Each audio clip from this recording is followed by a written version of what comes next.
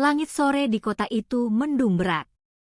Awan hitam menggantung rendah, menutup hampir seluruh wajah langit biru yang sejak siang tadi masih tampak cerah. Udara lembab, dan bau tanah basah bercampur dengan aroma sampah yang menumpuk di tepian sungai. Sungai yang membelah kota ini memang sudah lama terkenal dengan arusnya yang deras. Apalagi jika hujan turun di daerah hulu, air akan cepat naik, menghanyutkan apa saja yang berada di jalurnya. Di tepian jembatan tua, kerumunan orang mulai berkumpul. Ada yang sekadar duduk sambil menunggu angkutan umum, ada pula yang menonton air sungai yang semakin kecoklatan. Suara riuh kendaraan dari jalan raya bercampur dengan desiran air deras, menciptakan suasana yang tak menentu. Tiba-tiba, sebuah teriakan memecah hiruk-pikuk sore itu. "Tolong! Ada orang jatuh ke sungai." Semua mata sontak menoleh ke arah suara. Seorang wanita muda terlihat berusaha menggapai apapun yang bisa ia raih, tubuhnya terseret derasnya arus.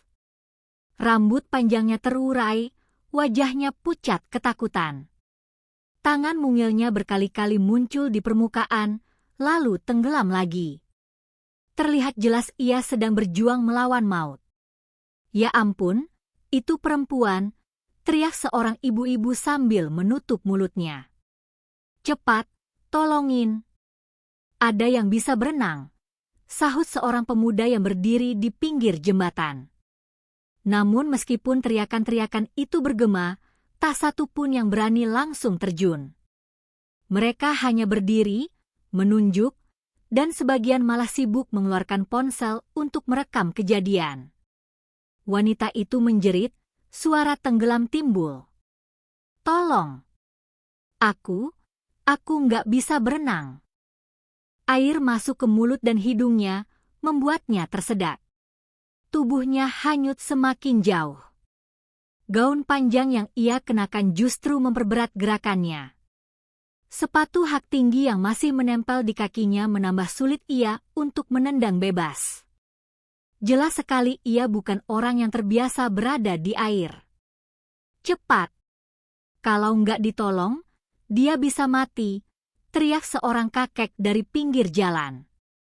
Tapi meski kata-kata itu terdengar mendesak, orang-orang hanya mematung. Beberapa ada yang mencoba melemparkan kayu panjang, namun arus deras membuat wanita itu tak mampu menggapainya. Di sisi lain sungai, seorang pria tua sedang mengais-ngais tumpukan sampah dengan karung goni di punggungnya. Bajunya lusuh, wajahnya dipenuhi kerut, dan tangannya kotor oleh lumpur. Dialah Samsul, seorang pemulung yang setiap hari mencari barang bekas di sekitar sungai. Awalnya ia tidak terlalu peduli dengan keramaian di jembatan. Ia lebih fokus mencari botol plastik dan kaleng bekas yang bisa dijual. Namun jeritan minta tolong itu membuat langkahnya terhenti. Samsul mendongak, matanya yang sudah mulai rabun menangkap sosok perempuan yang terbawa arus. Sejenak ia menatap sekeliling, puluhan orang berkerumun di atas jembatan, tapi tak seorang pun yang berani bergerak. Mereka hanya menonton, sebagian malah sibuk merekam video. Samsul menelan ludah. Dadanya berdegup kencang. Ia sadar, jika ia terjun, nyawanya juga terancam. Arus sungai bukan main-main. Usianya pun tak muda lagi, hampir 60. Tenaganya tak sekuat dulu. Tapi melihat wanita itu yang terus berusaha menggapai udara, hatinya terguncang. "Kalau bukan saya, siapa lagi?" gumamnya lirih. Tanpa pikir panjang, ia menjatuhkan karungnya ke tanah. Dengan cepat, ia melepas sandal jepit lusuhnya, lalu berlari menyusuri pinggiran sungai. Orang-orang yang melihat dari atas jembatan sontak berteriak, "Pak! Jangan nekat. Itu bahaya. Bapak bisa hanyut juga." Tapi Samsul tak mendengar atau mungkin tak peduli. Ia tahu waktu sangat sempit. Wanita itu semakin jauh terseret, Dan jika melewati tikungan sungai di depan, arus akan semakin deras, penuh bebatuan besar. Bisa saja tubuhnya terbentur lalu hilang. Samsul menarik napas panjang, menenggelamkan segala rasa takutnya. Lalu, tanpa aba-aba, ia meloncat ke air. Biur. Tubuhnya langsung ditelan arus. Air dingin menusuk tulang, membuatnya menggigil. Tapi insting lamanya sebagai anak kampung pesisir muncul kembali. Meski sudah lama tak berenang di sungai deras, tubuhnya masih ingat bagaimana melawan arus. Ia menggerakkan tangan dan kakinya, membiarkan arus membawanya mendekat ke arah wanita itu. Wanita itu sudah hampir kehilangan tenaga. Tangannya bergerak lemah, matanya mulai sayu. Tapi sebelum kesadarannya hilang sepenuhnya, ia merasakan sebuah tangan kasar meraih lengannya. Pegangan, Neng. Pegangan yang kuat, teriak Samsul dengan suara serak. Wanita itu hanya bisa memandang samar, lalu menggenggam tangan Samsul sekuat tenaga. Samsul menahan napas, lalu menarik tubuhnya agar bisa lebih dekat. Setiap detik seperti pertarungan panjang antara hidup dan mati. Air menghantam wajah, tubuh, dan membuat keduanya hampir tenggelam berulang kali. Dari atas jembatan, orang-orang bersorak. Cepat! Tarik ke pinggir! Ayo, Pak! Samsul menoleh, melihat ada batang pohon yang tumbang menjorok ke sungai. Dengan sisa tenaga, ia mengayuh, mendorong tubuhnya dan tubuh wanita itu mendekati batang tersebut. Setelah berjuang keras, akhirnya ia berhasil meraih batang itu, lalu menahannya dengan satu tangan sementara tangan lain masih menggenggam wanita tersebut. Bantu tarik. Tolong, ada tali. Teriak Samsul. Beberapa orang di atas jembatan tergopoh-gopoh mencari tali atau bambu panjang. Seorang pemuda akhirnya turun berlari ke tepi sungai, menyodorkan batang bambu panjang. Dengan susah payah, Samsul mengaitkan tubuh wanita itu ke bambu, lalu bersama-sama menariknya ke daratan. Wanita itu akhirnya berhasil ditarik lebih dulu, tubuhnya lemas tak berdaya. Setelah memastikan wanita itu selamat, Samsul pun menyusul naik, kehabisan napas, batuk-batuk hebat, seluruh tubuhnya basah kuyup. Orang-orang berkerumun, sebagian bertepuk tangan, sebagian hanya ternganga tak percaya. Seorang ibu buru-buru memberi jaket pada wanita itu yang gemetar kedinginan. Sementara Samsul duduk terengah-engah di tanah, tak ada yang menawarinya selimut atau bahkan sekadar air minum. Hanya beberapa pasang mata yang memandangnya heran, seolah bertanya, kenapa pemulung tua itu mau mengambil risiko sebesar itu? Wanita yang diselamatkannya, meski pucat, menoleh lemah. Air mata bercucuran di pipinya. Dengan suara terbata ia berbisik. Terima kasih, kalau tidak ada Bapak, mungkin aku sudah mati. Samsul hanya mengangguk pelan. Napasnya masih terengah, tapi hatinya lega. Ia menatap wanita itu dengan mata penuh iba. Yang penting Neng selamat, katanya lirih. Namun dari kerumunan, bisik-bisik mulai terdengar. Siapa dia? Kok bajunya mahal begitu, tapi bisa hanyut di sungai? Kayaknya orang kaya, lihat tuh perhiasannya. Heran, kok bisa sampai di sini? Wanita itu menunduk, enggan menjawab pertanyaan siapapun. Sementara hujan gerimis mulai turun, menambah dramatis suasana sore itu. Dan sejak saat itu, tak seorang pun tahu bahwa peristiwa hanyutnya wanita misterius itu hanyalah awal dari sebuah kisah besar yang akan mengguncang banyak orang. Hujan sore itu semakin deras. Gerimis yang awalnya hanya membasahi rambut kini berubah menjadi guyuran yang membuat orang-orang mulai berlarian mencari tempat berteduh. Namun di pinggir sungai, beberapa orang masih bertahan, penasaran dengan nasib wanita muda yang baru saja diselamatkan dari maut. Wanita itu terduduk lemah, bajunya basah kuyup, wajahnya pucat pasi. Nafasnya terengah, sesekali ia terbatuk, mengeluarkan air yang sempat masuk ke paru-parunya. Tangannya gemetar, tubuhnya menggigil hebat. Seorang ibu-ibu memberikan jaket tipis yang ia kenakan, mencoba membantu menghangatkan tubuhnya. Sementara itu, Samsul, si pemulung tua, duduk tak jauh dari sana. Bajunya yang sudah lusuh kini menempel ketat di tubuh karena basah, membuatnya semakin terlihat menyedihkan.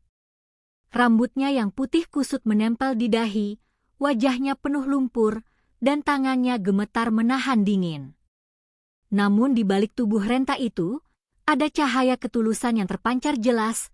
Ia baru saja mempertaruhkan nyawanya demi orang asing yang bahkan tak ia kenal.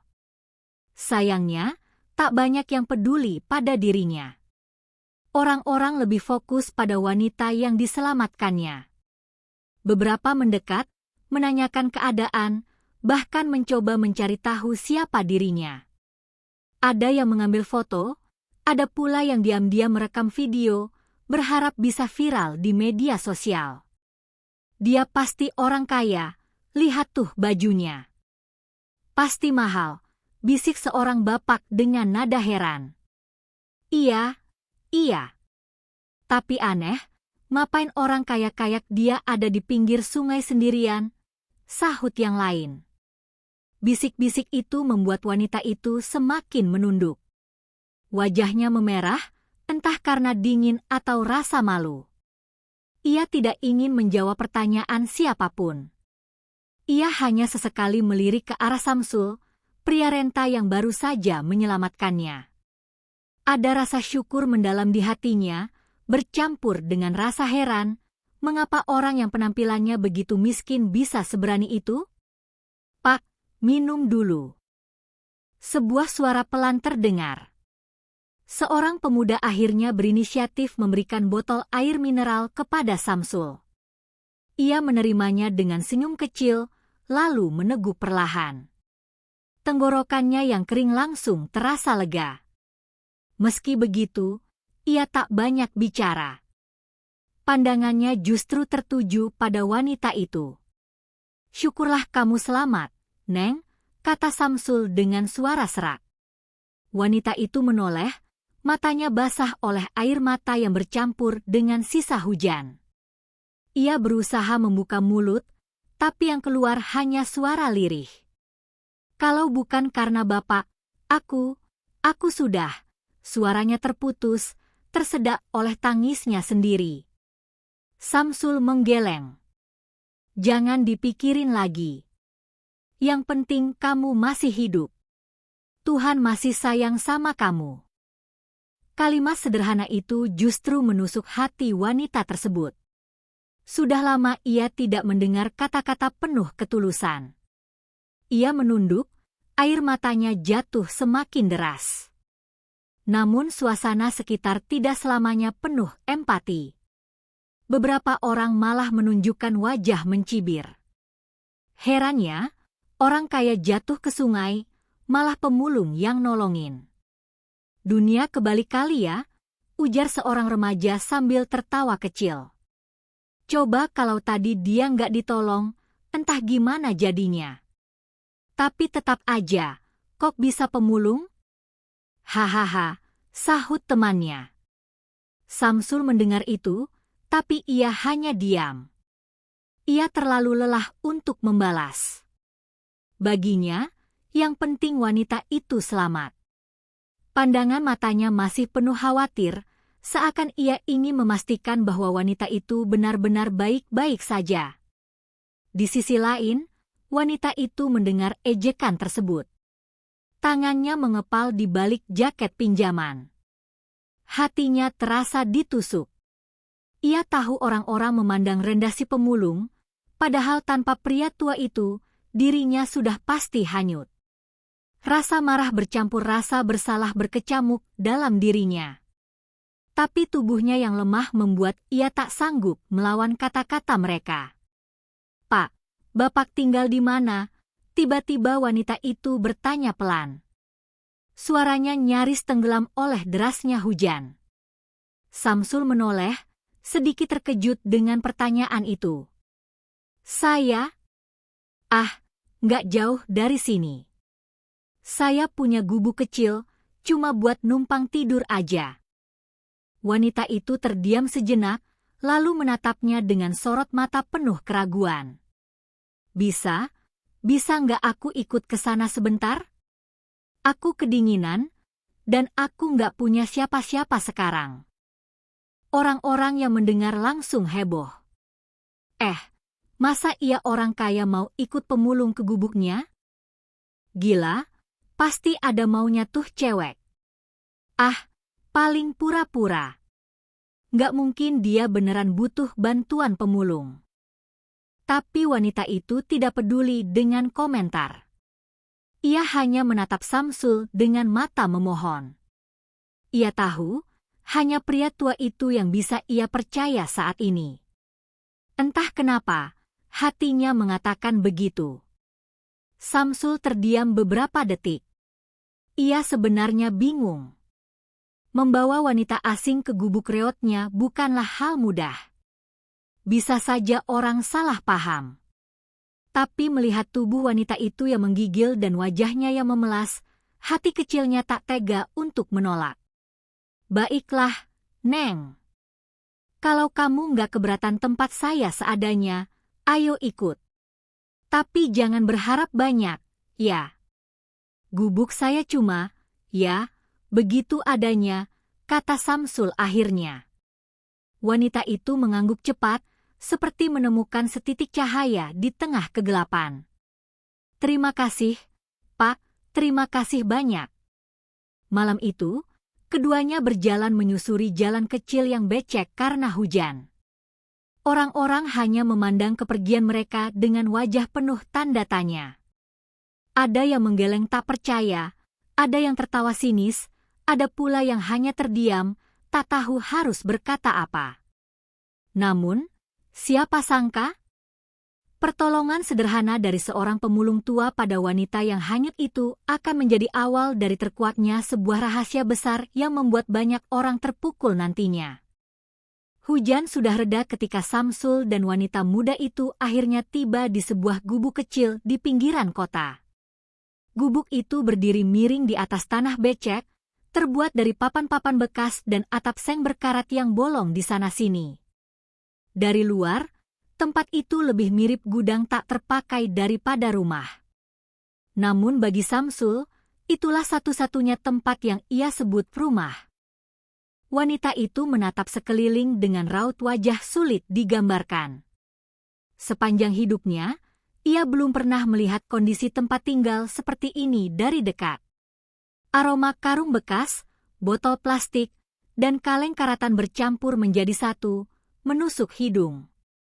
Lantai tanah yang basah oleh tetesan air hujan membuat suasana semakin pengap. Silakan, Neng, masuk. Maaf ya, seadanya begini, ucap Samsul sambil menyingkirkan beberapa karung goni agar ada ruang untuk duduk. Wanita itu melangkah ragu, tapi akhirnya menuruti ajakan Samsul. Ia duduk di sudut gubuk, tubuhnya masih gemetar. Jaket tipis pemberian ibu-ibu di sungai sudah tidak cukup menghangatkan. Bibirnya membiru, dan wajahnya masih pucat. Melihat itu, Samsul segera menyalakan kompor kecil dari kaleng bekas. Ia menuangkan air dari jeriken ke panci berkarat, lalu menyalakan api kecil dengan kayu bakar. Tak lama kemudian, uap panas mulai mengepul. Minum ini dulu, Neng. Air hangat aja, nggak ada yang lain. Badanmu perlu hangat. Ia menuangkan air ke gelas plastik yang sudah buram, lalu menyodorkannya. Wanita itu menerima dengan kedua tangan yang gemetar. Saat air hangat menyentuh bibirnya, tubuhnya langsung merasa sedikit lebih baik. Air itu sederhana, tapi rasanya seperti anugerah baginya. Ia menatap Samsul, matanya berkaca-kaca. Bapak sudah menyelamatkan aku, lalu sekarang masih peduli sama aku, padahal aku orang asing. Aku benar-benar nggak tahu harus berterima kasih bagaimana. Samsul tersenyum kecil. Nggak usah dipikirin. Hidup ini kan buat saling nolong. Kalau saya di posisi Neng, pasti juga pengen ada orang yang bantu. Wanita itu terdiam. Kata-kata sederhana itu justru membuat dadanya terasa sesak. Selama ini, di lingkungannya, ia hanya terbiasa melihat orang menolong karena ada pamrih. Jarang sekali ada yang mau membantu tanpa mengharapkan imbalan. Beberapa menit berlalu dalam hening. Suara hujan yang masih menetes di atap seng menjadi musik pengiring percakapan mereka. Wanita itu akhirnya membuka mulut lagi. Pak, boleh aku tahu nama Bapak? Samsul, jawabnya singkat. Orang-orang panggil saya begitu aja. Kalau Neng sendiri siapa namanya? Wanita itu tampak ragu sejenak. Pandangannya mengarah ke lantai tanah, lalu ia menghela napas panjang. Namaku Sinta. Samsul mengangguk pelan. Sinta, ya. Nama bagus. Cocok sama wajahmu. Sinta menunduk. Ia merasa wajahnya saat ini jauh dari kata cantik, pucat, rambut berantakan, baju basah lusuh. Namun mendengar Samsul mengucapkannya dengan tulus, hatinya sedikit terhibur. Malam semakin larut. Udara dingin menusuk dari celah-celah papan gubuk. Samsul mengambil satu-satunya selimut tipis yang ia punya, lalu menyodorkannya ke Sinta. Pakai ini, Neng.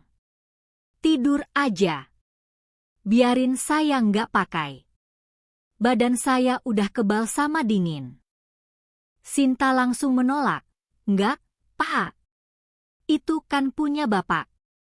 Aku nggak enak. Namun Samsul tersenyum. Kamu masih muda. Kalau sakit, susah nanti. Saya udah tua, tubuh udah biasa nerima apa aja. Pakai aja. Dengan berat hati, Sinta menerima selimut itu. Ia membungkus tubuhnya, dan untuk pertama kalinya malam itu, tubuhnya merasa sedikit lebih hangat. Ia menatap Samsul yang duduk bersandar di dinding gubuk, memejamkan mata sebentar untuk menghilangkan lelah. Air mata tiba-tiba mengalir di pipi Sinta. Bukan karena dingin atau sakit, tapi karena rasa syukur bercampur rasa malu. Bagaimana mungkin seorang pemulung tua yang hidup dalam serba kekurangan masih sanggup menolong orang lain tanpa pamrih?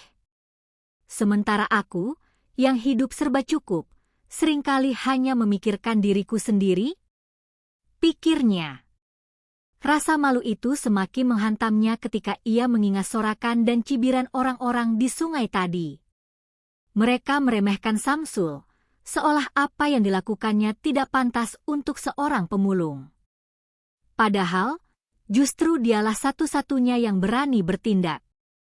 Sinta memandangi Samsul lama-lama. Wajah renta itu terlihat damai meski penuh kerutan. Tangannya kasar, penuh bekas luka kecil karena pekerjaan berat. Pakaian yang melekat di tubuhnya sudah lusuh, penuh tambalan. Namun di balik semua itu, ada sesuatu yang membuat Sinta merasa aman, ketulusan. Pak Samsul, panggilnya lirih. Samsul membuka mata, menoleh. Ya, Neng? Kenapa tadi Bapak berani terjun? Orang lain hanya menonton. Kalau Bapak hanyut juga, siapa yang nolongin? Samsul tersenyum samar. Entahlah.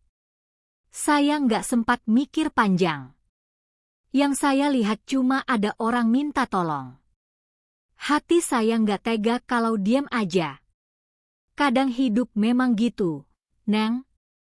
Kalau kita terlalu lama mikir, kesempatan buat nolong orang bisa hilang. Dan siapa tahu, nolong kamu tadi itu memang sudah jalan Tuhan buat saya. Sinta tertegun mendengar jawaban itu. Ia merasakan sesuatu yang berbeda. Selama ini, orang-orang di sekitarnya selalu penuh perhitungan, segala sesuatu dihitung untung rugi. Tapi pria tua di depannya ini justru bergerak hanya karena dorongan hati. Air mata Sinta kembali menetes. Ia segera menyeka dengan ujung selimut, takut ketahuan. Terima kasih, Pak. Aku janji nggak akan pernah lupa kebaikan Bapak. Samsul hanya tersenyum, lalu menutup mata kembali. Malam itu, Sinta sulit tidur. Di satu sisi ia merasa sangat bersyukur masih diberi kesempatan hidup. Tapi di sisi lain, hatinya diliputi rasa malu luar biasa. Ia sadar, nasibnya sore tadi bisa saja berakhir tragis. Semua itu hanya bisa ia hindari berkat keberanian seorang pemulung tua. Rasa syukur dan rasa malu itu bercampur, menjadi beban yang menekan dadanya. Ia tahu, sejak malam itu hidupnya tak akan sama lagi. Karena ia, seorang wanita yang selama ini selalu berada di balik kemewahan, baru saja diajarkan arti kemanusiaan oleh seseorang yang selama ini mungkin ia pandang rendah, seorang pemulung. Dan tanpa ia sadari, malam itu hanyalah permulaan dari serangkaian peristiwa besar yang akan membuka banyak rahasia dan mengguncang banyak hati. Pagi itu, cahaya matahari menembus celah-celah dinding papan gubuk yang bolong. Udara masih dingin, namun lebih segar dibanding malam sebelumnya. Hujan semalam menyisakan aroma tanah basah yang menusuk hidung. Dari kejauhan, suara ayam berkokok dan kendaraan kota mulai terdengar bersahut-sahutan. Samsul sudah bangun lebih dulu. Seperti biasa, ia merapikan tumpukan botol plastik dan kaleng yang dikumpulkannya kemarin. Ia menaruhnya dalam karung-karung goni, siap dibawa ke pengepul siang nanti. Meski tubuhnya masih pegal akibat berenang melawan arus sungai, ia tidak punya pilihan lain. Hidupnya hanya bisa berjalan kalau hari ini ia kembali bekerja. Di sudut gubuk, Sinta terbangun perlahan. Matanya sembab karena tangisan semalam. Ia menatap sekeliling dengan pandangan kosong, masih sulit percaya bahwa dirinya kini berada di tempat seperti itu. Gaun mahal yang dikenakannya sudah kusut dan kotor. Perhiasan di tangannya masih lengkap, namun tampak aneh dipakai di tengah gubuk reot dan tumpukan sampah. "Selamat pagi, Neng," sapa Samsul ramah. Sinta sedikit terkejut. "Pagi, Pak." Samsul menuangkan sisa air panas dari termos kecil ke gelas plastik, lalu menyodorkannya. "Minum hangat dulu. Badanmu masih kelihatan lemas." Sinta menerima dengan sopan. Air itu menenangkan tenggorokannya, membuat tubuhnya sedikit lebih segar. Namun dalam hatinya, ia diliputi kebingungan. Ia tahu Samsul ingin tahu siapa dirinya. Orang-orang di sungai kemarin juga sempat bertanya. Tapi ia tidak bisa begitu saja menceritakan segalanya. "Kalau boleh tahu, Neng, kemarin itu kenapa bisa sampai hanyut di sungai?" tanya Samsul hati-hati. Suaranya tidak menekan, hanya penuh rasa ingin tahu. Pertanyaan itu membuat Sinta terdiam. Ia menunduk, menggenggam gelas plastik erat-erat. Hatinya berdebar kencang. Bagaimana mungkin ia menjawab dengan jujur? Bagaimana kalau Samsul menolak menolongnya lagi kalau tahu siapa dirinya sebenarnya? Aku cuma terpeleset, jawab Sinta singkat. Samsul menatapnya lama, lalu tersenyum kecil. "Ya sudah, kalau Neng belum mau cerita, nggak apa-apa. Yang penting sekarang kamu selamat." Jawaban sederhana itu membuat dada Sinta terasa hangat sekaligus bersalah. Samsul tidak mendesaknya, Padahal jelas-jelas ia bisa melihat ada sesuatu yang disembunyikan. Beberapa saat kemudian, suara ponsel tiba-tiba memecah keheningan. Sinta buru-buru merogoh tas kecil yang masih ia bawa semalam.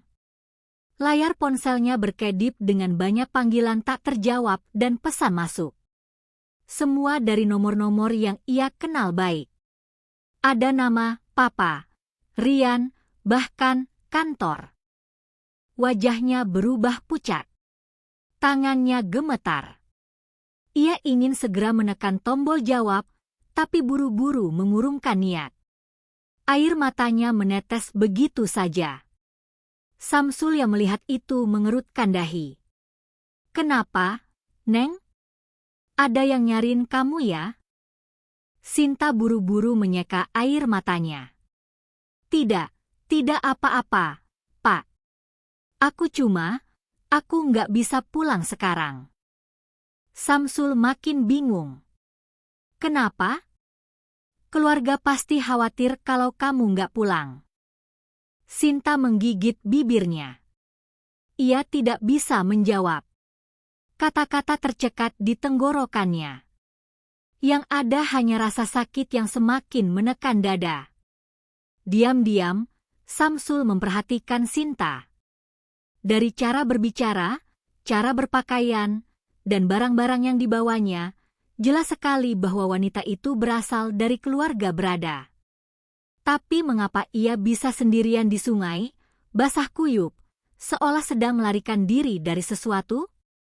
Samsul ingin bertanya lebih jauh, tapi ia tahu batasan. Ia hanya bisa memberi ruang dan waktu. "Kalau kamu butuh bantuan, bilang aja. Saya mungkin nggak bisa banyak, tapi siapa tahu bisa sedikit menolong." Sinta mengangkat wajahnya. Matanya yang merah bertemu dengan sorot mata Samsul yang tulus. Untuk pertama kalinya sejak semalam, ia merasa sedikit lega. Namun mulutnya masih terkunci rapat. Identitasnya bukan hal yang bisa ia ungkap sembarangan. Waktu bergulir. Hari semakin siang. Sinta duduk termenung di dalam gubuk, sementara Samsul menyiapkan karung-karungnya. Sebelum pergi, ia berkata, "Neng, saya harus kerja dulu. Kalau kamu mau, tinggal aja di sini. Jangan takut, nggak ada orang lain yang masuk. Nanti sore saya balik." Sinta mengangguk pelan. "Baik, Pak. Terima kasih." Saat Samsul melangkah keluar, Sinta menatap punggungnya dengan perasaan campur aduk. Ia ingin berterima kasih lebih banyak, ingin bercerita, tapi hatinya belum sanggup. Ada rahasia besar yang ia simpan, rahasia yang bisa mengubah cara Samsul memandangnya. Beberapa jam setelah Samsul pergi, Sinta kembali membuka ponselnya. Notifikasi pesan masih terus berdatangan. Beberapa pesan terbaca. "Sinta, kamu di mana? Jangan bikin Papa khawatir. Cepat pulang. Ada masalah besar di rumah. Kamu nggak boleh sendirian, mereka bisa nyakitin kamu." Sinta menutup wajahnya dengan kedua tangan. Tubuhnya bergetar. Ia tahu ia tak bisa sembunyi selamanya. Tapi untuk saat ini, satu-satunya tempat yang terasa aman hanyalah gubuk kecil milik pemulung tua bernama Samsul. Hari itu, Sinta memutuskan tetap bungkam. Identitasnya masih menjadi misteri. Namun ia tahu, cepat atau lambat, kebenaran akan terungkap. Dan ketika itu terjadi, hidup Samsul, dirinya, bahkan orang-orang di sekitarnya tidak akan pernah sama lagi. Senja turun perlahan, meninggalkan cahaya oranye yang redup di ufuk barat. Di pinggiran kota, gubuk kecil milik Samsul kembali diterangi lampu minyak sederhana. Setelah seharian berkeliling mengumpulkan botol plastik dan kaleng bekas, tubuhnya terasa remuk. Karung goni besar yang ia bawa hampir penuh, dan uang hasil penjualan hari ini cukup untuk membeli sedikit beras, sayuran layu, dan minyak goreng murah. Saat Samsul masuk ke gubuk, ia menemukan Sinta masih duduk di sudut, wajahnya sayu, tatapan matanya kosong. Sejak pagi, ia tak banyak bicara. Sesekali hanya memandang ponsel yang terus bergetar oleh panggilan dan pesan masuk, namun tak pernah ia jawab. "Kamu sudah makan, Neng?" tanya Samsul sambil menaruh karungnya. Sinta menggeleng pelan. "Belum, Pak. Aku nggak ada selera." Samsul menghela napas.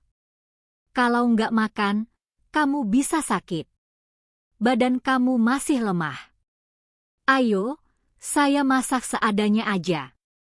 Dengan cekatan, Samsul menyalakan kompor kalengnya. Ia menanak beras seadanya, lalu menggoreng tempe tipis-tipis di minyak yang sudah dipakai berkali-kali. Aroma sederhana itu memenuhi gubuk. Sinta menatap, matanya berkaca-kaca.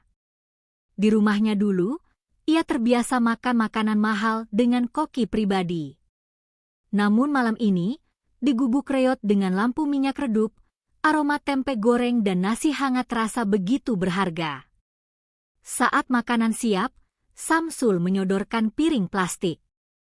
"Neng, makan dulu. Jangan lihat bentuknya.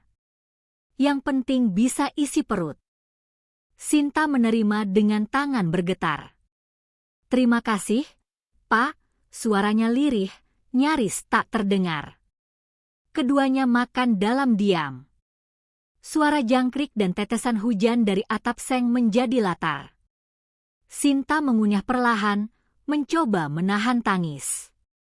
Setiap suapannya membuat ia merasa malu, karena pemulung tua ini masih mau berbagi, meski ia sendiri kekurangan. Setelah makan, mereka duduk bersisian. Lampu minyak berkelip, menciptakan bayangan di dinding papan. Malam itu, udara terasa dingin menusuk. Sinta menggenggam selimut tipis yang kemarin diberikan Samsul. Hatinya gundah, pikirannya penuh. Ia tahu, ia tak bisa terus berdiam diri. "Pak Samsul," akhirnya ia membuka suara.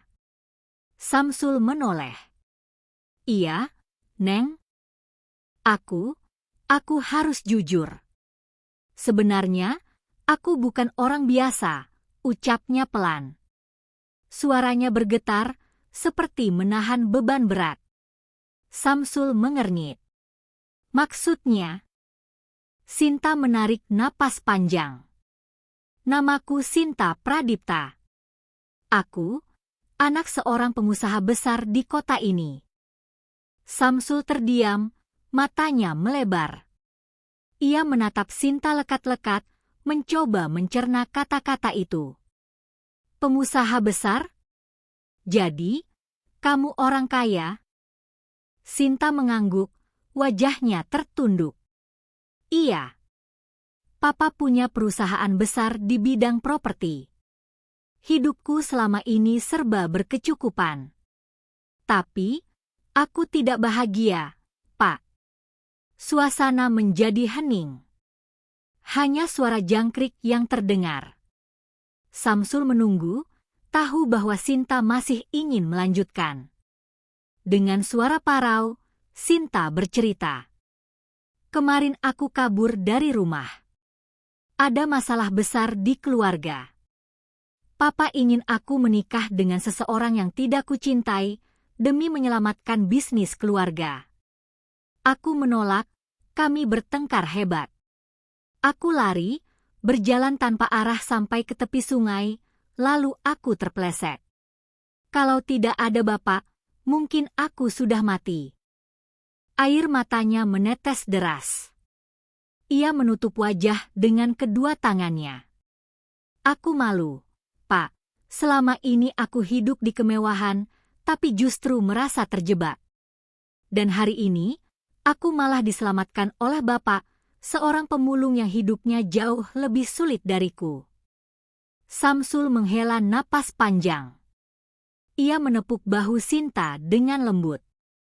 "Neng, Setiap orang punya cobaan masing-masing. Jangan merasa rendah diri. Tuhan kasih ujian ke kita sesuai porsi. Kamu punya ujian sebagai anak orang kaya, saya punya ujian sebagai orang miskin. Bedanya cuma cara kita jalaninnya. Kata-kata itu membuat tangisan Sinta semakin pecah. Ia merasa dihantam oleh kebenaran. Ia teringat bagaimana selama ini ia sering mengeluh tentang hidupnya, tanpa pernah menghargai apa yang ia miliki. Pak, Sinta menatap Samsul dengan mata basah. Kenapa Bapak begitu ikhlas menolongku? Padahal aku ini orang asing. Bahkan penampilanku mungkin membuat Bapak berpikir aku nggak akan peduli sama Bapak. Samsul tersenyum tipis. Karena nolong orang itu nggak pakai syarat, Neng. Saya cuma ngikutin hati. Lagian, waktu lihat kamu hanyut, saya cuma mikir, kalau saya diam aja, berarti hati saya mati. Sinta terdiam lama. Kata-kata itu menusuk hatinya. Ia merasa beruntung bisa bertemu orang seperti Samsul, seseorang yang meski miskin harta, tapi kaya jiwa. Malam semakin larut. Angin dingin menembus celah gubuk, membuat lampu minyak bergoyang. Sinta masih terisak, sementara Samsul hanya duduk diam, menatap gelap. Dalam hati, Sinta berjanji. Aku akan membalas semua kebaikan Bapak. Aku akan pastikan hidup Bapak berubah. Aku nggak bisa terus-terusan jadi beban. Namun ia juga tahu, perjalanan setelah malam ini tidak akan mudah. Identitasnya sebagai anak pengusaha besar bisa mendatangkan masalah. Bisa jadi orang-orang yang mencarinya akan segera menemukan jejaknya. Dan ketika saat itu tiba, bukan hanya dirinya yang akan terseret, tapi juga Samsul, pemulung tua yang tanpa sadar telah terlibat dalam kisah hidupnya. Malam itu, rahasia yang mulai terungkap hanya menjadi awal dari badai besar yang akan datang. Pagi itu, mentari baru saja naik, menembus celah-celah atap seng gubuk Samsul yang berkarat. Suara ayam berkokok dari kejauhan bercampur dengan riuh anak-anak kecil yang bermain di lorong-lorong sempit perkampungan kumuh. Samsul sudah bangun lebih dulu, menjerang air di panci kecil untuk membuat teh hangat. Sementara itu, Sinta masih tertidur di sudut ruangan, wajahnya terlihat letih meski lebih tenang dibanding semalam. Selimut tipis menutupi tubuhnya, sesekali ia menggeliat karena udara pagi cukup dingin. Samsul menatap sebentar, lalu menghela napas panjang. Dalam hatinya, ia merasa khawatir. Wanita ini bukan orang biasa. Dari tutur katanya, dari barang-barang yang sempat ia lihat di tas kecilnya, jelas ia berasal dari keluarga kaya. Dan ketika orang kaya menghilang, pasti ada banyak orang yang mencarinya. Dugaan Samsul benar. Tak lama kemudian, suara deru mesin mobil mewah terdengar dari kejauhan. Jalan sempit di pinggiran kali itu biasanya hanya dilalui gerobak sampah atau sepeda butut, tapi kini deretan mobil hitam berplat khusus melintas, membuat warga sekitar melongo. Dari dalam mobil keluar beberapa pria berbadan tegap dengan jas hitam dan kacamata gelap. Warga sekitar mulai berbisik-bisik. Siapa tuh? Orang kaya nyasar ke sini? Pakai mobil bagus masuk gang sempit. Cari apa ya? Jangan-jangan ada kasus besar. Seorang pria berkepala plontos turun, suaranya lantang. Permisi, warga. Kami sedang mencari seorang wanita muda. Namanya Sinta Pradipta. Kalau ada yang melihat atau menemukan, keluarganya akan memberikan imbalan besar. Ia mengangkat sebuah foto Sinta yang diperbesar. Foto itu jelas sekali menunjukkan wajah cantik Sinta dengan senyum lembut.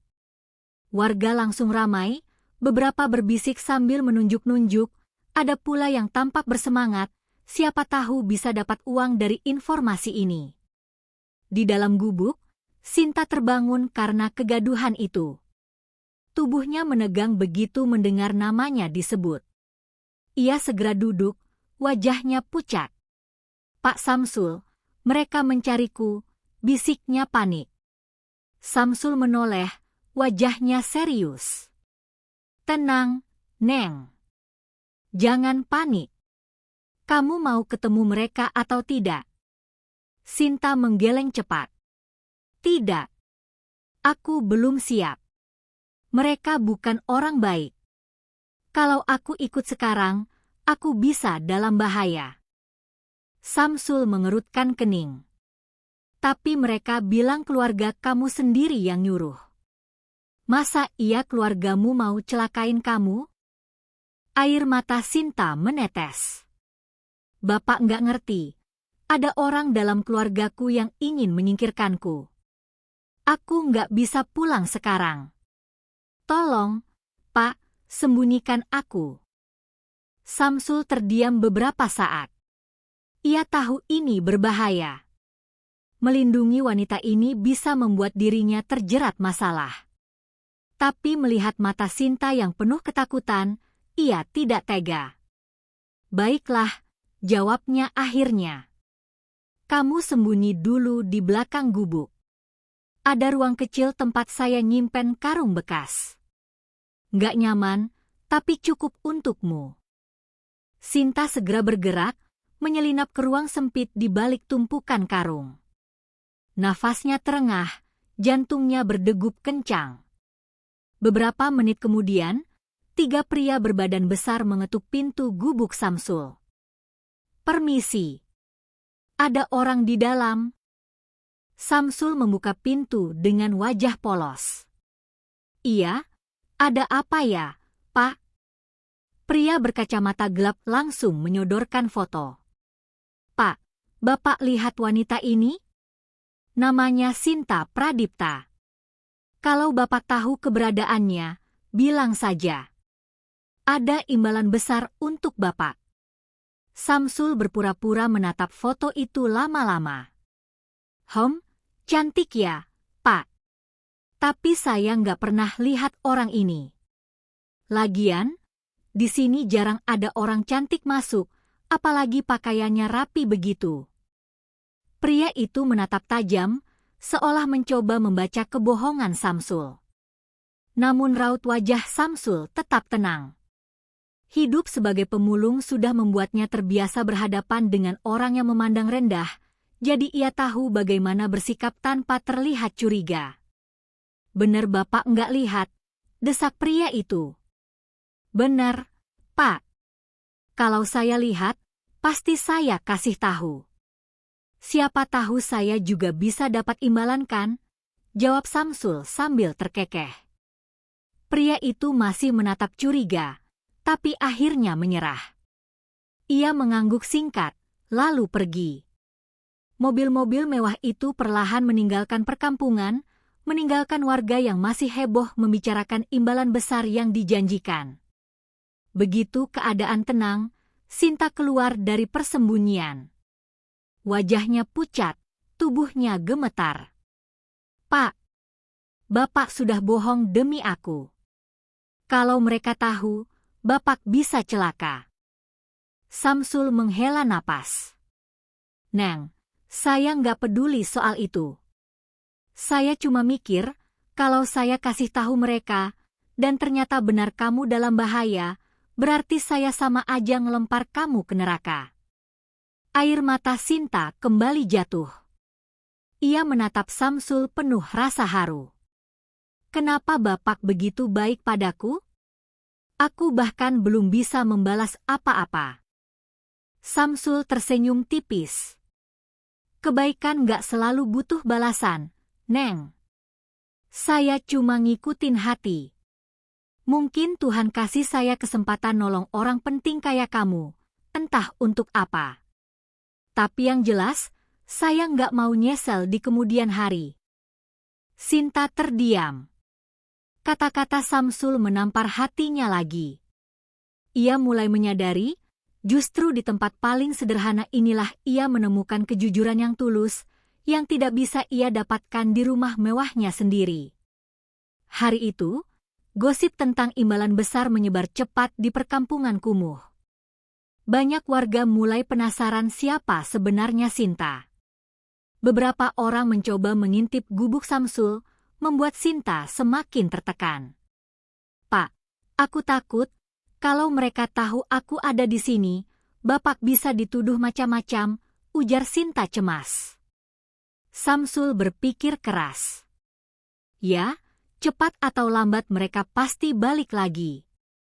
Kalau kamu masih mau sembunyi, kamu harus siap mental. Atau, kamu bisa pilih buat hadapi mereka." Sinta terdiam lama. Dalam hatinya, ia tahu tidak mungkin sembunyi selamanya. Tapi untuk menghadapi mereka, ia harus punya keberanian, dan ia belum siap. Malamnya, Sinta duduk memeluk lutut di pojok gubuk. Ia memandangi bintang di langit gelap, lalu berbisik lirih, "Tuhan, kenapa aku harus lahir di keluarga yang penuh intrik ini?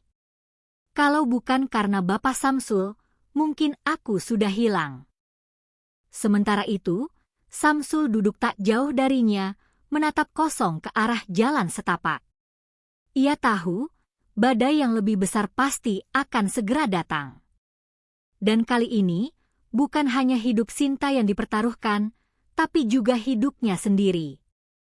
Pagi itu udara terasa lebih berat dari biasanya. Sinta duduk termenung di depan gubuk rel Samsul, tatapannya kosong menembus jalanan sempit yang mulai ramai oleh anak-anak berlari dan ibu-ibu yang menenteng ember. Wajahnya pucat, seolah pikirannya masih jauh tertinggal pada malam sebelumnya. Suara mobil-mobil mewah yang datang mencari dirinya masih terngiang di telinganya, membuat dadanya sesak. Samsul, yang sedang sibuk memilah botol plastik hasil pungutan kemarin, menoleh dan memperhatikan Sinta. Ia bisa merasakan kegelisahan wanita muda itu. "Neng, kalau terus dipikirin, bisa bikin sakit. Mau cerita lagi? Biar hati kamu lebih lega," ucapnya lembut. Sinta menoleh pelan. Ada jeda lama sebelum akhirnya ia mengangguk. "Pak Samsul, aku harus jujur sepenuhnya kali ini. Karena cepat atau lambat, Bapak juga pasti akan tahu." Samsul berhenti bekerja, duduk di sampingnya, menunggu dengan sabar. "Namaku Sinta Pradipta," ucap Sinta lirih. "Aku anak dari Hartono Pradipta, pemilik Pradipta Group. Perusahaan besar yang menguasai banyak properti, perumahan elit, dan pusat perbelanjaan di kota ini." Samsul terbelalak, meski berusaha tetap tenang. Nama itu bukan nama asing baginya. Ia sering mendengar orang-orang menyebut Pradipta Group di berita atau obrolan warung. Bahkan, salah satu pusat perbelanjaan yang sering ia datangi untuk mengais botol plastik adalah milik perusahaan itu. "Ya Allah," gumam Samsul pelan. "Jadi kamu, anak bos besar itu?" Sinta mengangguk, matanya berkaca-kaca. "Iya, Pak. Aku lahir dalam keluarga kaya raya. Hidupku seharusnya serba enak. Tapi kenyataannya, aku malah hidup dalam sangkar emas yang penuh belenggu." Air matanya jatuh, suaranya mulai bergetar. "Aku tidak pernah punya kebebasan. Semua sudah diatur, sekolahku, pekerjaanku, bahkan siapa yang harus kucintai. Dan puncaknya, Papa ingin aku menikah dengan pria pilihan keluarganya. Seorang pengusaha muda yang katanya bisa memperkuat bisnis keluarga. Padahal aku tahu, pernikahan itu hanya transaksi. Mereka ingin menyelamatkan perusahaan dari krisis dengan menjual kebahagiaanku." Samsul menatap Sinta dalam-dalam. Ada luka yang begitu dalam di balik tatapan mata gadis itu. Ia bisa merasakan, meski Sinta hidup dalam kemewahan, hatinya tersiksa. "Terus, kamu kabur karena nggak mau dijodohkan, Tanyanya pelan. Sinta menggeleng cepat. Bukan cuma itu, Pak. Ada sesuatu yang lebih mengerikan. Aku mendengar percakapan rahasia antara pamanku dan calon suamiku itu. Mereka merencanakan sesuatu yang buruk. Aku mendengar jelas, mereka ingin menghilangkan papa dari jabatan, mengambil alih perusahaan, bahkan ada rencana untuk menyingkirkanku. Aku kaget, aku takut. Malam itu juga aku kabur, berlari tanpa tujuan, sampai akhirnya aku jatuh ke sungai. Samsul terdiam lama. Ia menunduk, berusaha mencerna cerita itu. Hatinya bergetar, tak percaya bahwa di balik nama besar dan kekayaan luar biasa, tersimpan intrik yang begitu kejam. Ya Allah, Neng, jadi keluarga kamu sendiri mau ngehancurin kamu? Gumam Samsul, suaranya serak. Sinta mengusap air matanya. Aku nggak bisa percaya siapapun sekarang, Pak. Bahkan orang-orang yang datang mencari dengan mobil mewah itu, aku yakin sebagian dari mereka bukan dikirim papa, tapi orang suruhan paman dan calon suamiku itu. Kalau aku kembali sebelum semuanya jelas, mungkin aku akan dibungkam selamanya. Di luar gubuk, beberapa warga masih membicarakan tentang imbalan besar yang ditawarkan kemarin. Ada yang mulai curiga bahwa Samsul mungkin tahu sesuatu, tapi sebagian besar masih menganggap itu hanya gosip. Namun desas-desus itu membuat Sinta semakin waspada. Pak, kalau aku ketahuan ada di sini, Bapak bisa dalam bahaya. Mereka bisa menuduh Bapak menyembunyikanku. Aku nggak mau Bapak terseret, ucap Sinta dengan nada cemas. Samsul menggeleng. Neng, jangan pikirin saya. Saya ini nggak punya apa-apa. Justru itu kelebihan saya, nggak ada yang bisa mereka ambil. Lagi pula, saya sudah anggap kamu kayak anak sendiri. Kalau kamu celaka, hati saya nggak akan tenang seumur hidup. Sinta kembali terisak. Kata-kata Samsul itu menusuk hatinya. Selama ini, ia hidup di rumah besar dengan dikelilingi banyak orang, tapi tak pernah ada yang benar-benar tulus memperhatikannya. Justru di gubuk reot seorang pemulung, ia menemukan ketulusan yang sesungguhnya. Hari itu berjalan lambat. Sinta lebih banyak diam, tenggelam dalam pikirannya. Samsul berusaha mencairkan suasana dengan bercerita tentang masa lalunya, tentang bagaimana dulu ia pernah bekerja sebagai kuli bangunan, tentang istrinya yang meninggal karena sakit, dan bagaimana ia akhirnya terpaksa jadi pemulung untuk bertahan hidup. Kadang saya mikir, hidup ini aneh, ucap Samsul sambil tersenyum pahit. Orang kaya bisa kelihatan bahagia dari luar, tapi ternyata hatinya bisa lebih hancur dari orang miskin. Sementara orang miskin kayak saya, meski tiap hari capek ngai sampah, masih bisa ketawa bareng tetangga. Sinta menatapnya, lalu mengangguk pelan. Bapak benar. Aku baru sadar, aku punya segalanya, tapi aku merasa kosong. Sedangkan Bapak, meski hidup sederhana, punya hati yang jauh lebih kaya daripada siapapun di sekelilingku. Menjelang sore, kabar mengejutkan datang. Seorang anak kecil berlari ke gubuk Samsul sambil berteriak, Pak Samsul! Pak Samsul! Di televisi ada berita tentang Neng itu. Samsul dan Sinta saling menatap. Dengan cepat, mereka menuju warung kecil di ujung jalan yang punya televisi tua. Warga sudah berkerumun di sana. Di layar, seorang reporter melaporkan kabar terbaru. Pencarian terhadap Sinta Pradipta, putri tunggal pengusaha besar Hartono Pradipta, masih terus dilakukan. Sinta dilaporkan menghilang sejak 2 malam lalu. Keluarga besar Pradipta menawarkan imbalan bagi siapa saja yang memberikan informasi valid tentang keberadaan Sinta. Namun, Muncul spekulasi adanya konflik internal keluarga yang membuat kasus ini semakin rumit. Reporter itu melanjutkan dengan detail yang membuat warga terperangah. Ada isu tentang perebutan kekuasaan di perusahaan Pradipta Group. Ada pula kabar bahwa calon tunangan Sinta sebenarnya terlibat dalam kasus korupsi. Sinta menunduk, wajahnya semakin pucat. Ia tahu, semakin lama ia bersembunyi, semakin besar pula risiko yang akan ia hadapi. Di perjalanan pulang dari warung, Sinta menggenggam lengan Samsul erat-erat.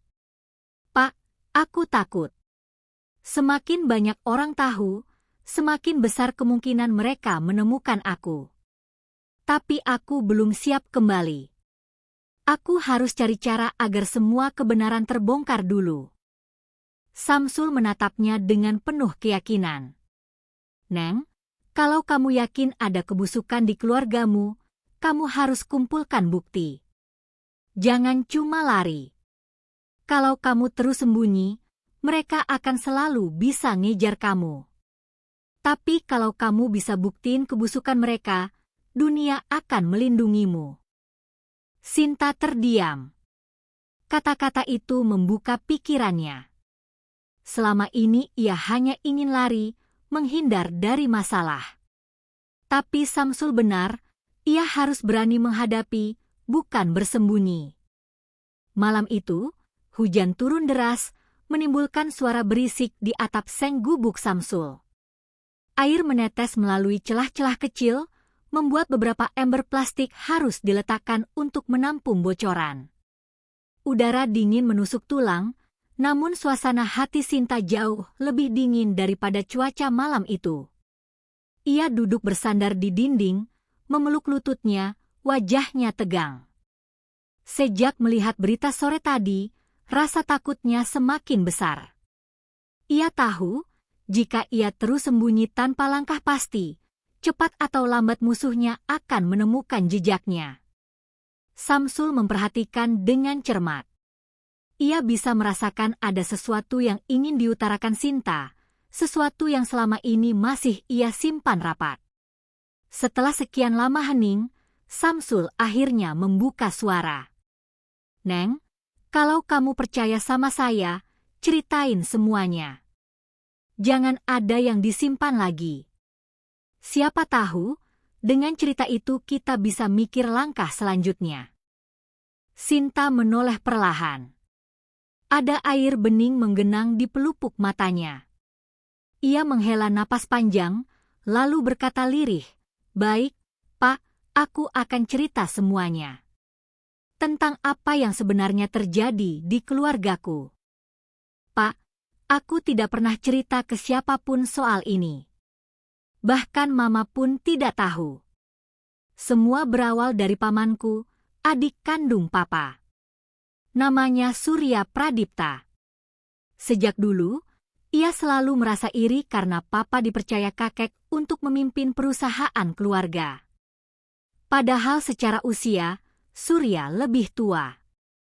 Tapi kakek melihat Papa lebih cerdas, lebih bisa memimpin. Dari situlah bibit kebencian itu tumbuh. Sinta berhenti sejenak, menatap kosong ke lantai. Suaranya bergetar saat melanjutkan. Surya tidak pernah berhenti mencari cara untuk menjatuhkan Papa.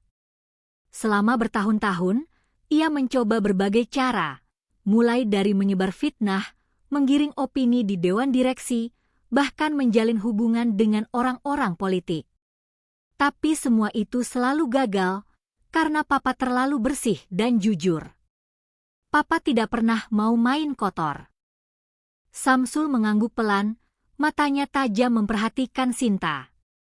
Dan ketika semua cara gagal, Surya mulai melibatkan aku.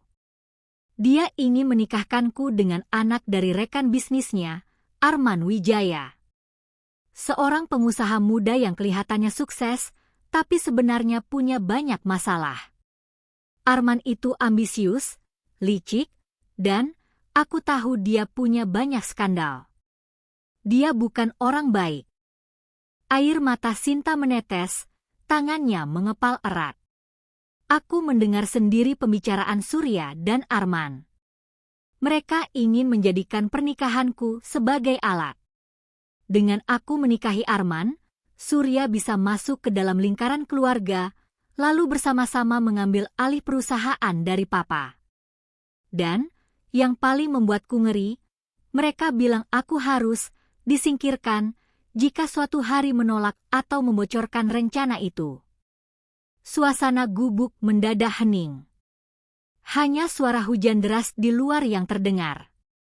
Samsul merasakan bulu kuduknya meremang. Ia tidak pernah menyangka masalah Sinta sedalam itu. Ya Allah, gumam Samsul. Jadi mereka bukan cuma mau rebut perusahaan, tapi juga nggak segan hancurin hidup kamu? Sinta mengangguk, suaranya parau. Aku ketakutan, Pak. Aku lari tanpa arah malam itu. Aku hanya ingin bebas, tapi justru nyawaku hampir hilang di sungai. Kalau bukan karena Bapak, mungkin aku sudah mati tenggelam. Ia menutup wajahnya dengan kedua tangan, menangis terseduh. Luka lama yang selama ini ia pendam akhirnya meledak, mencair bersama derasnya air mata. Samsul mendekat, menepuk bahu Sinta dengan lembut. Neng, kamu jangan nyalahin diri sendiri. Kamu kuat banget bisa bertahan sampai sekarang. Dan ingat, kamu nggak sendirian. Selama saya ada, saya bakal jagain kamu. Sinta menoleh, menatap Samsul dengan mata sembab. Ada ketulusan yang ia rasakan dalam tatapan lelaki tua itu, sesuatu yang belum pernah ia dapatkan bahkan dari keluarganya sendiri. Beberapa saat kemudian, Sinta melanjutkan ceritanya. Pak, ada satu hal lagi yang belum pernah kuceritakan tentang Mama. Mama itu wanita lembut, tapi dia sangat tergantung pada Papa. Selama ini, ia tidak pernah berani melawan Surya. Aku tahu, kalau aku kembali tanpa bukti kuat, Mama juga tidak akan bisa melindungiku. Justru bisa-bisa ia ikut tertekan. Itu sebabnya aku memilih bersembunyi dulu. Samsul mengangguk, kini mulai memahami. Jadi langkah kita sekarang harus cari bukti dulu. Bukti kalau Surya sama Arman memang punya rencana jahat. Sinta menatap Samsul, ragu. Tapi bagaimana caranya, Pak? Aku bahkan gak punya siapa-siapa lagi yang bisa dipercaya. Orang rumah bisa saja sudah diawasi Surya. Teman-temanku kebanyakan hanya peduli pada uang dan status. Aku benar-benar sendirian. Samsul tersenyum tipis. Kamu masih punya saya, Neng. Memang saya cuma pemulung, gak punya apa-apa. Tapi kadang orang kecil kayak saya justru bisa bergerak lebih bebas. Orang gak akan curiga sama saya. Kata-kata itu membuat hati Sinta sedikit tenang. Ia merasa, meski dunia seakan berbalik melawannya, Tuhan masih memberinya satu penolong yang tulus. Malam itu, rencana kecil mulai disusun. Samsul menyarankan agar mereka mencari tahu pergerakan Surya dan Arman, mungkin dengan mendekati orang-orang kecil di sekitar perusahaan, satpam, supir, atau karyawan yang jarang diperhatikan. Sinta sempat ragu, tapi ia tahu Samsul benar. Sebelum tidur, Sinta menatap Samsul dan berkata lirih, Pak, aku nggak tahu bagaimana harus membalas kebaikan Bapak. Tapi aku janji, kalau semua ini selesai, hidup Bapak nggak akan sama lagi. Aku akan pastikan Bapak hidup lebih layak, lebih tenang, tanpa harus terus ngais sampah. Samsul tersenyum samar. Neng, saya nolong kamu bukan karena berharap balasan. Tapi kalau nanti kamu beneran bisa bikin hidup saya lebih baik, ya, itu bonus dari Tuhan. Yang penting sekarang, kamu harus selamat. Malam semakin larut. Hujan masih mengguyur deras, namun hati Sinta justru mulai menemukan setitik cahaya. Ia tahu perjalanan ke depan akan penuh bahaya. Surya dan Arman adalah lawan yang licik, dan mereka memiliki kekuasaan besar. Tapi kali ini, ia tidak sendirian. Di gubuk reot seorang pemulung tua, Sinta menemukan keberanian baru. Dan dengan keberanian itu, ia siap melawan konspirasi yang selama ini menghantui hidupnya. Pagi itu, udara kota masih basah oleh sisa hujan semalam. Jalan-jalan penuh genangan, dan aroma tanah bercampur aspal basah menusuk hidung. Sinta duduk di depan gubuk reot Samsul, matanya sembab tapi lebih tenang daripada sebelumnya. Ia menggenggam secangkir teh hangat pemberian Samsul, menatap ke arah jalan kecil yang berlumpur. Namun ketenangan itu buyar ketika ponsel Samsul yang sudah usang tiba-tiba bergetar. Itu bukan ponsel canggih, hanya ponsel jadul dengan layar kecil, tapi cukup untuk menerima pesan singkat. Samsul membuka SMS itu dengan kening berkerut, lalu segera menyerahkan kepada Sinta. Ini, buat kamu, Neng. Dari nomor nggak dikenal, katanya. Sinta membaca cepat. Pesan itu hanya berisi beberapa kata. Berita tentangmu sudah keluar. Hati-hati. Mereka semakin mencarimu. Sinta terdiam, napasnya tercekat. Pak, ini buruk. Kalau berita sudah keluar, berarti semua orang tahu aku masih hidup. Surya pasti makin marah dan panik. Samsul menghela napas. Tapi mungkin ini juga pertolongan. Kalau masyarakat tahu kamu masih hidup, rencana jahat mereka bisa terhambat. Tak lama kemudian, sebuah radio tua yang diletakkan Samsul di sudut gubuk mulai menyiarkan berita pagi. Suara penyiar terdengar jelas meski kadang bercampur dengan derit statis. Breaking news. Seorang wanita muda yang beberapa hari lalu dilaporkan hanyut di sungai ternyata selamat.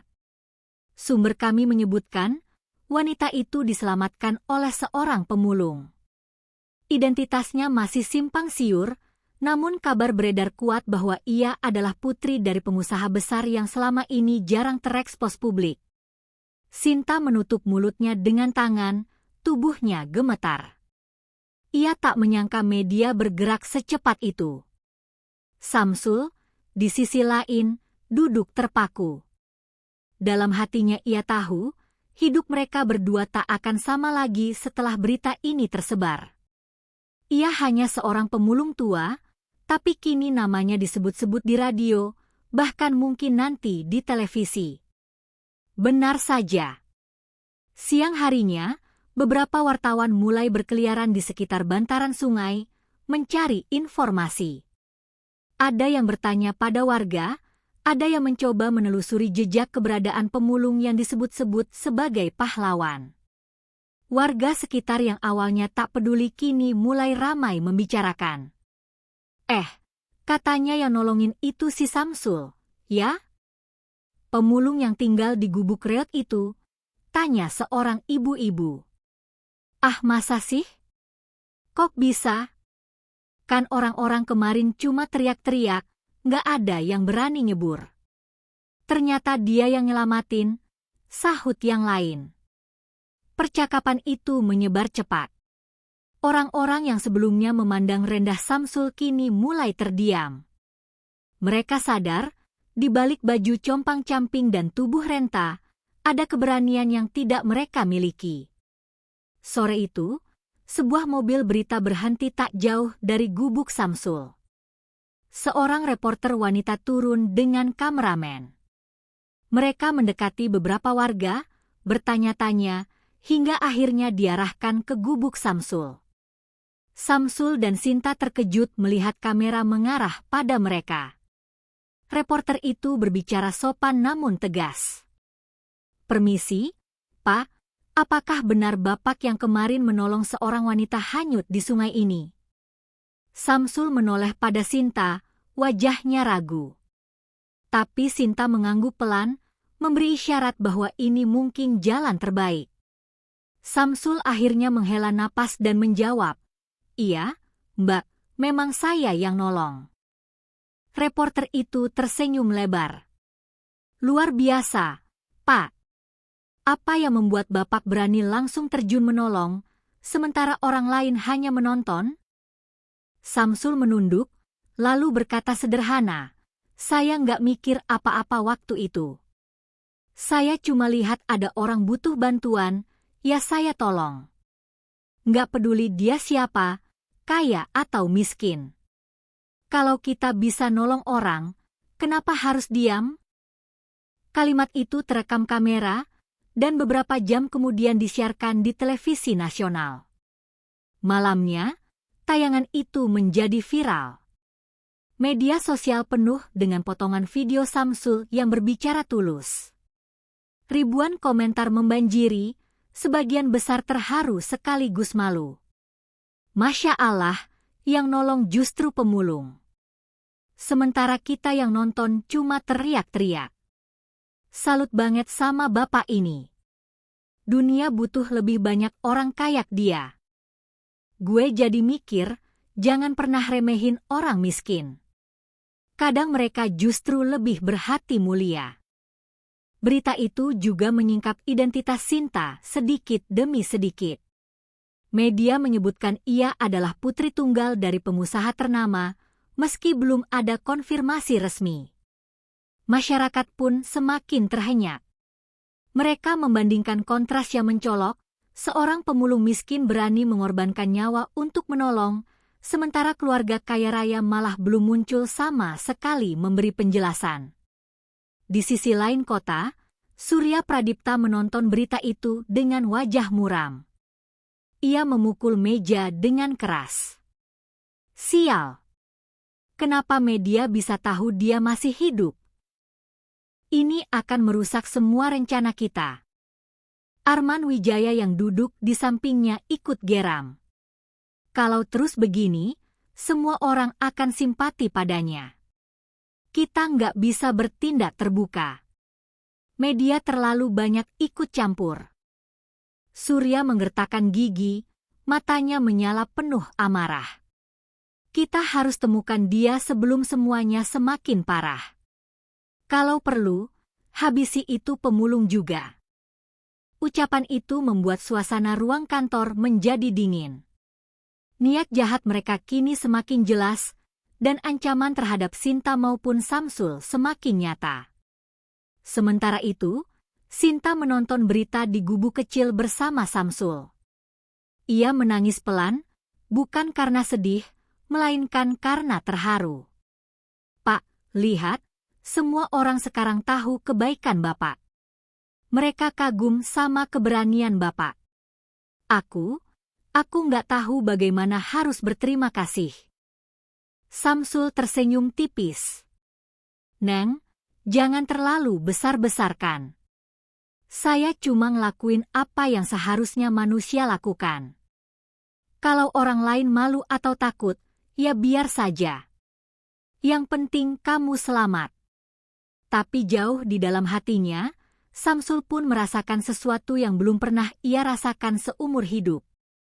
Selama puluhan tahun jadi pemulung, ia selalu dipandang rendah, dihina, bahkan diusir dari tempat umum. Tapi kini, orang-orang justru menyanjungnya. Ia bukan siapa-siapa, namun keberanian kecilnya membuat seluruh negeri terpukul dan tersadar. Keesokan paginya, halaman depan berbagai surat kabar dipenuhi foto Samsul dan Sinta. Judul-judul besar terpampang. "Pemulung jadi pahlawan, selamatkan putri pengusaha dari kematian. Pelajaran berharga, orang kecil ajarkan arti keberanian." Semua terpukul, saat orang kaya diam, pemulung bertindak. Masyarakat mulai membicarakan mereka di mana-mana, di pasar, di kantor, di sekolah, bahkan di warung kopi. Kisah ini menampar nurani banyak orang. Mereka sadar, keberanian dan kemanusiaan tidak ada hubungannya dengan status sosial. Bagi Sinta, berita itu seperti pedang bermata dua. Di satu sisi, Ia bersyukur kebenaran mulai muncul ke permukaan, dan orang-orang kini tahu siapa penolongnya. Namun di sisi lain, ia tahu Surya pasti semakin berbahaya.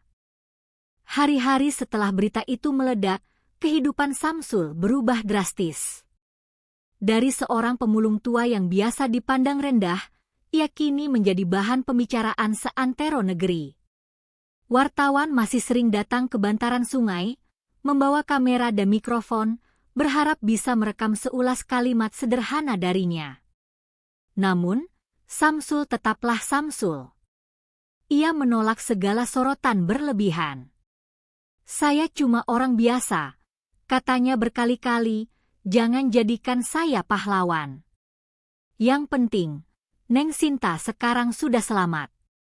Tapi dunia tidak bisa begitu saja mengabaikannya. Keberanian tulusnya sudah terpatri di hati banyak orang.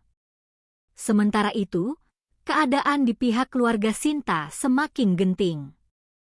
Surya dan Arman memang semakin terpojok, tapi mereka masih berusaha menutup rapat kebenaran. Berbagai berita palsu disebar untuk menggiring opini. Namun, semakin mereka berusaha, semakin jelas pula siapa yang sebenarnya jahat. Sinta tahu ia tidak bisa terus bersembunyi. Maka suatu pagi, dengan keberanian baru yang ia temukan, ia memutuskan untuk tampil di depan publik. Dengan ditemani Samsul, ia menghadiri konferensi pers yang digelar di sebuah gedung pertemuan. Para wartawan langsung riuh begitu melihat Sinta datang. Kilatan kamera menyambar-nyambar, mikrofon diarahkan ke hadapannya. Sinta berdiri di mimbar sederhana, wajahnya tegar meski masih terlihat bekas luka kecil di pelipis. Suaranya lantang namun bergetar penuh emosi saat ia berkata, "Beberapa hari lalu, saya hampir kehilangan nyawa. Tapi Tuhan masih sayang pada saya. Dia mengirim seorang penolong yang tidak pernah saya bayangkan, seorang pemulung yang selama ini mungkin tidak pernah dipandang oleh masyarakat. Beliau adalah Bapak Samsul." Sinta berhenti sejenak, menoleh pada Samsul yang berdiri di sampingnya. Samsul menunduk malu, tubuhnya gemetar karena tak terbiasa jadi pusat perhatian. Sinta melanjutkan, "Saya ingin semua orang tahu, tanpa Bapak Samsul, saya tidak akan berdiri di sini hari ini. Dunia boleh menilai orang dari harta, jabatan, atau gelar. Tapi bagi saya, keberanian dan ketulusan jauh lebih berharga daripada itu semua." Ruangan hening. Bahkan wartawan pun berhenti memotret untuk sesaat, terpaku pada kata-kata Sinta. Usai konferensi pers, berita itu meledak lebih besar daripada sebelumnya. Kini tidak ada lagi keraguan tentang siapa Sinta sebenarnya dan siapa penolongnya. Dukungan masyarakat mengalir deras. Surya dan Arman akhirnya ditangkap aparat setelah beberapa bukti kuat terungkap, rekaman, saksi, hingga dokumen rahasia yang selama ini disembunyikan. Publik menyambut lega. Tapi yang paling lega tentu saja Sinta. Beban berat yang menekan dadanya selama ini akhirnya terangkat. Dan ia tahu, semua itu tidak mungkin terjadi tanpa kehadiran Samsul. Beberapa minggu kemudian, sebuah peristiwa mengharukan terjadi. Sinta mengajak Samsul ke sebuah bangunan besar yang baru saja selesai direnovasi. Bangunan itu megah, namun penuh kehangatan, dindingnya dicat cerah, halaman luas dengan pepohonan rindang, dan aroma masakan tercium dari dapurnya. Samsul kebingungan. "Ini tempat apa, Neng?" Sinta tersenyum hangat. "Ini rumah baru Bapak, sekaligus tempat bagi banyak orang kecil yang butuh pertolongan. Aku namakan tempat ini Rumah Harapan Samsul." Mata Samsul membelalak. Ia tidak percaya dengan apa yang didengarnya. Rumah ini akan menjadi tempat tinggal Bapak, tapi juga panti singgah bagi pemulung, anak jalanan, dan orang-orang yang selama ini tersisih. Aku ingin mereka tahu bahwa masih ada tempat yang mau menerima mereka, sama seperti Bapak menerima aku saat aku tidak punya siapa-siapa. Air mata Samsul meleleh tanpa bisa ia tahan. Ia menatap Sinta dengan mata berkaca-kaca. Neng, ini terlalu besar. Saya nggak pantas dapat semua ini. Sinta menggenggam tangan Samsul erat. Bapak pantas, bahkan lebih dari itu. Karena Bapak sudah mengajarkan pada dunia bahwa kebaikan tidak butuh syarat. Dan kebaikan itu akan kembali dengan cara yang indah. Hari-hari berikutnya, rumah harapan Samsul mulai dipenuhi kehidupan. Anak-anak jalanan tertawa riang di halaman, para pemulung punya tempat istirahat layak, dan dapur sederhana selalu mengepul dengan makanan hangat. Samsul yang dulu hanya tinggal di gubuk reot kini memiliki kamar sendiri yang nyaman, tapi tetap memilih hidup sederhana, dekat dengan orang-orang yang ia sayangi.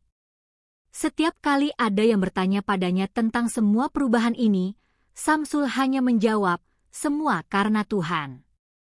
Saya hanya kebetulan berada di tempat yang tepat saat ada orang butuh pertolongan. Namun bagi Sinta, Samsul bukan sekadar kebetulan. Ia adalah bukti nyata bahwa Tuhan selalu menolong lewat cara yang tidak terduga. Masyarakat pun perlahan berubah.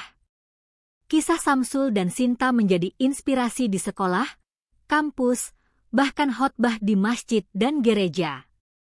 Orang-orang yang dulu mudah meremehkan kini belajar untuk menghargai.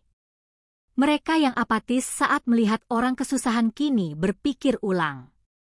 Sinta sering diundang untuk berbicara di berbagai forum. Dan di setiap kesempatan, ia selalu menyebut nama Samsul. Dialah pahlawan saya, katanya dengan bangga. Samsul sendiri lebih memilih diam, tapi diamnya justru semakin membuat orang kagum.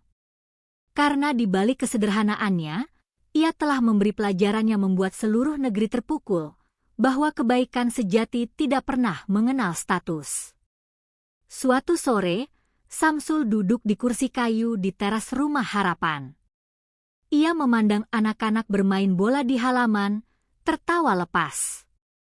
Sinta datang membawa 2 gelas teh hangat, lalu duduk di sampingnya. "Pak," kata Sinta lembut, "apa Bapak pernah menyesal terjun ke sungai waktu itu?" Samsul tersenyum, menatap jauh ke langit yang mulai memerah senja. "Tidak, Neng. Itu justru keputusan terbaik yang pernah saya buat. Karena dari situ, saya dapat bukan hanya kesempatan baru, tapi juga keluarga baru." Sinta tersenyum, air matanya menetes pelan. Ia tahu, takdir telah menulis kisah mereka dengan cara yang paling indah. Dan di sore yang hening itu, 2 jiwa yang dulu terpisah oleh jurang status kini duduk berdampingan, seorang wanita kaya yang pernah hanyut, dan seorang pemulung tua yang menyelamatkannya. Keduanya sama-sama belajar bahwa dalam hidup yang paling berharga bukanlah harta, melainkan hati yang berani berbuat baik.